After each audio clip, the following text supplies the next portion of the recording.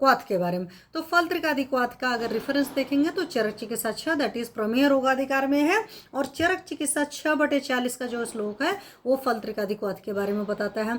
उसी तरीके से अगर आप भेषज रत्नावली देखेंगे तो भेषज रत्नावली में जो उसका 12वां चैप्टर है दैट इज पांडु रोग चिकित्सा अधिकार जो है उसमें दे रखा है। तो पांडु के प्रकरण में भेषज रत्नावली में दे रखा है, और चरक जी ने प्रमेय रोगाधिकार में दे रखा है। तो पांडु में भी और प्रमेय में भी, ये दोनों में आपको समझने की कोशिश करनी है।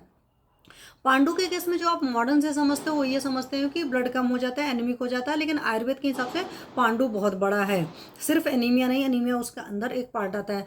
प्रमेह में अगर आप सोचोगे तो प्रमेह में 20 तरह के प्रमेह चरक जी ने बोला, और सारे शास्त्रकारों ने 20 तरह के ही प्रमेह बोले हैं। आपको पता है कफज पित्तज वातज, कफज जी हमारे 10 हैं, पित्तज जी 6 हैं, और वातज जी 4 हैं। और उस वातज 4 में एक हमारा मधुमेह है, जिसको नॉर्मली मेजॉरिटी लोग प्रमेह को डायबिटीज से कंसीडर कर लेते हैं। तो वो आपका डायबिटीज मेलाइटिस दैट इज मधुमेह जो है प्रमेह के एक टाइप में है। तो और यहाँ पर इन्होंने एक बड़ी ब्यूटी कही है चरक जी ने। मैं क्यों बात कर रही हूँ रेफरेंसेस की, थोड़ा सा आपके दिमाग में समझने की कोशिश होनी चाहिए, क्योंकि जब प्रमेह का देते हैं तो बहुत सारे लोग कंफ्यूज हो जाते हैं। तो किसी भी तरह का प्रमेह का सिंपल सा कंसेप्ट बोला गया है, क्या है कार्डिनल साइन, प्रभूत मूत्रता आबिल मूत्रता। मतलब किसी को भी अगर एक्सेस यूरिनेशन की प्रॉब्लम है देन यू कैन यूज फल त्रिकादि क्वाथ, क्योंकि सर्व प्रमेय सो।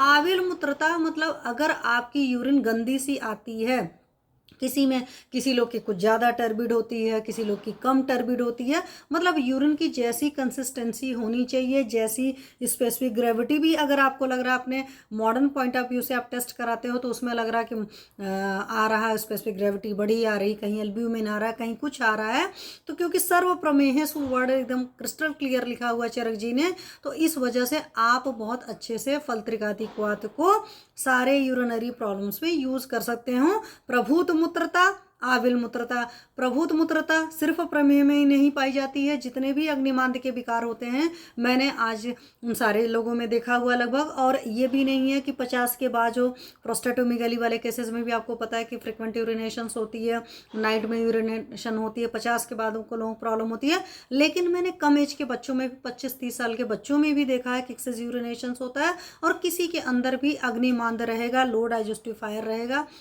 उसकी जो पाचन क्षमता है उससे ऊपर वो खाना खा रहा है। मैं सिंपल बोलती हूँ कि किसी खिचड़ी नहीं पचती तो खिचड़ी भी भारी है, पानी नहीं पचता तो पानी भी भारी है।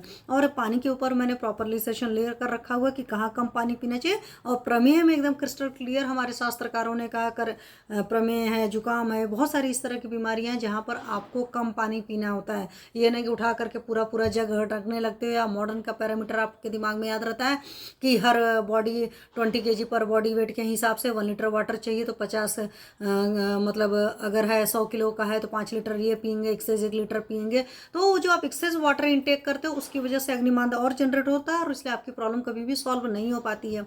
तो पानी का सिंपल सा नियम शुरुआत से ही मैंने बताती हूँ कि प्यास लगने पर पानी पीना है, थोड़ा अमाउंट लेकर के बैठिए, सिद्ध जल पीजिए, बहुत सारी ये वजह हैं। और उसके बावजूद आपको तकलीफ है तो अपने चिकित्सक के पास जाइए, वो सिद्ध जल बताएंगे। अगर तृष्णा ज़्यादा है तो हमारे चरक जी ने तृष्णा निग्रहण महाकषाय बोला है, किस अलग अलग तरह की तकलीफों में अलग अलग तरह के जल पीने के लिए बोला है। जो आपके मॉडर्न में दुनिया भर की कोल्ड ड्रिंक्स आ चुकी हैं, ये कोल्ड ड्रिंक वो ड्रिंक दुनिया भर का, ये एनर्जी ड्रिंक है, ये वो ड्रिंक है, हमारा जो शास्त्र है उसमें इतने सारे ऑप्शंस हैं कि आप सोचते रह जाएंगे। ठीक है, तो मैंने